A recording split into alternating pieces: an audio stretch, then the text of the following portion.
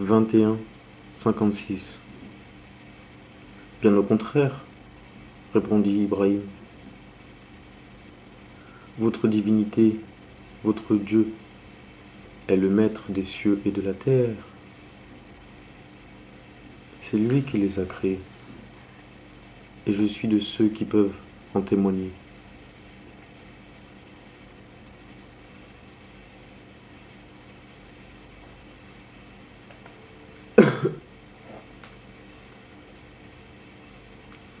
Ibrahim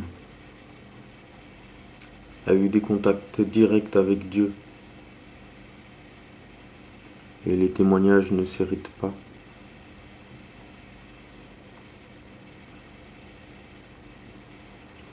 Le verset 3,18 dit que Dieu lui-même, ainsi que les anges et ceux qui ont la science, témoignent qu'il n'y a d'autre Dieu que lui.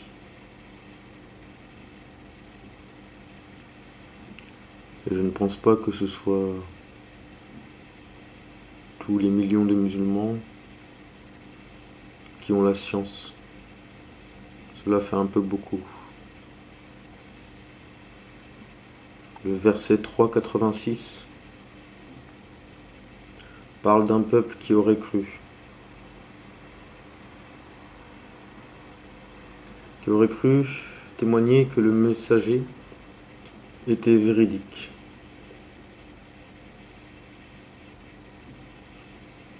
Et puis, qui a mécru. Et que Dieu ne guide plus.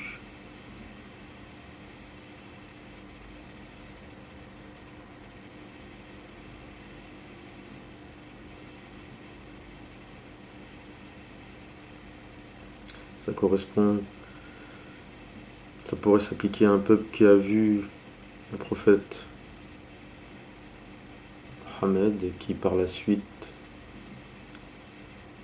descendance comprise, est devenue mécréante ou associateur après coup.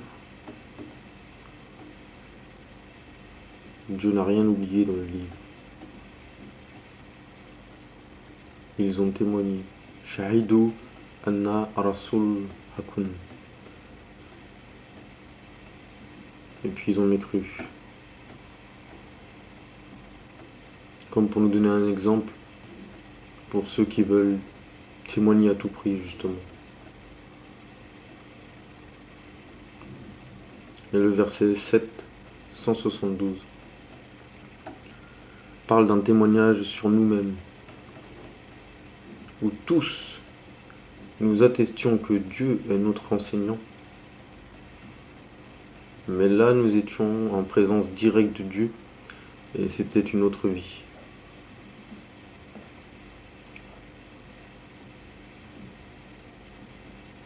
Nulle part dans le Coran, Dieu nous demande de faire ces témoignages.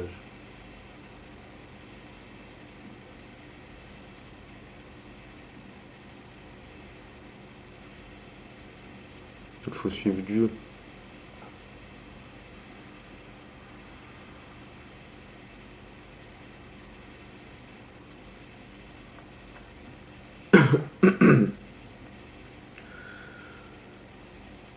Un troisième point, par exemple. 63.1. Quand les hypocrites viennent à toi, ils disent: nous attestons que tu es certes le messager d'Allah. Allah sait que tu es vraiment son messager. Et Allah atteste que les hypocrites sont assurément des menteurs. Ils prennent leur serment pour bouclier et obstruent le chemin vers Dieu. Quelle mauvaise chose que ce qu'ils faisaient. C'est parce qu'en vérité ils ont cru, puis rejeté la foi. Leurs cœurs donc ont été scellés, de sorte qu'ils ne comprennent rien. Et quand tu les vois, leur corps t'émerveille. Et s'ils parlent, tu écoutes leurs paroles. Ils sont comme des bûches, appuyées. Et ils pensent que chaque cri est dirigé contre eux. L'ennemi, c'est eux. Prends-y garde, qu'Allah les extermine, comme les voilà détournés.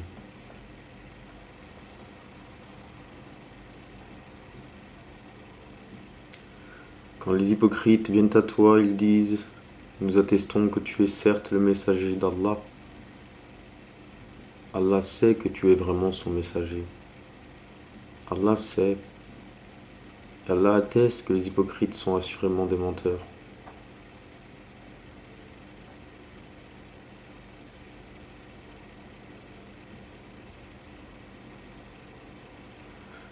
Nul ne peut tromper Dieu.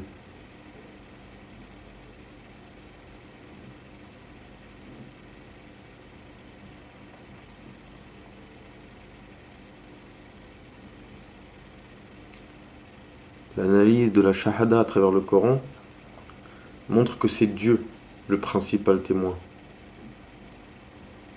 C'est le savant de l'invisible, Gaïb.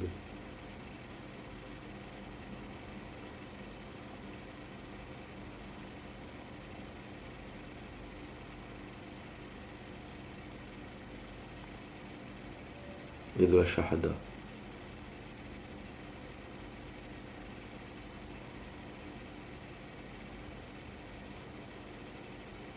Dieu parle de façon élogieuse de ceux qui sont confiants en Dieu, qui le redoutent sans le voir.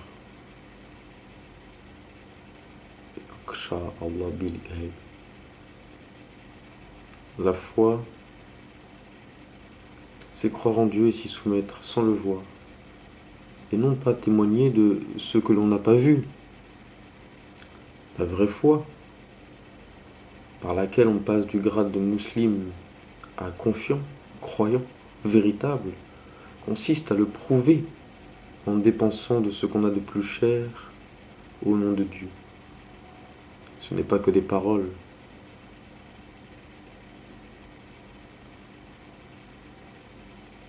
Et là, c'est notre histoire.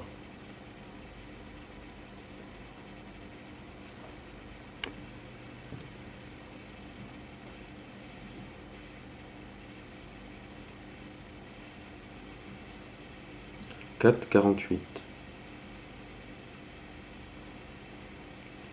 Quatrième point. Certes, Allah ne pardonne pas qu'on lui donne quelque associé. À part cela, il pardonne à qui il veut. Mais quiconque donne à Allah quelque associé commet un énorme péché.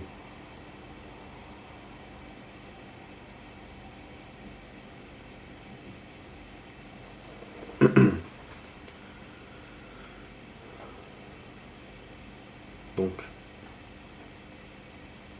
le fait d'associer un autre nom que celui de Dieu à une profession de foi, s'il y en avait une, est comme de l'association.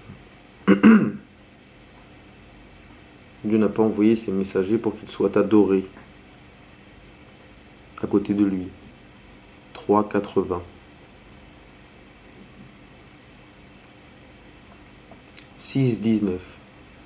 Dit, qu'y a-t-il de plus grand en fait de témoignage? Dit, Allah est témoin entre moi et vous. Et cette lecture m'a été révélée pour que je vous avertisse, par sa voix, vous et tous ceux qui l'atteindra. Est-ce vous vraiment qui attestez qu'il y ait avec Allah d'autres divinités? Dit, je n'atteste pas. Dit aussi, il n'y a qu'une divinité unique, et moi je suis innocent de ce que vous associez.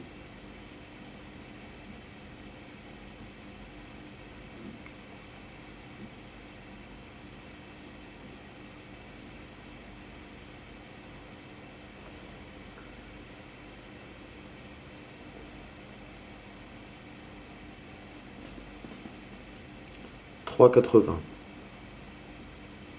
Et il ne va pas recommander pour vous de prendre pour enseignant ange et informé. Vous commencerait-il de rejeter la foi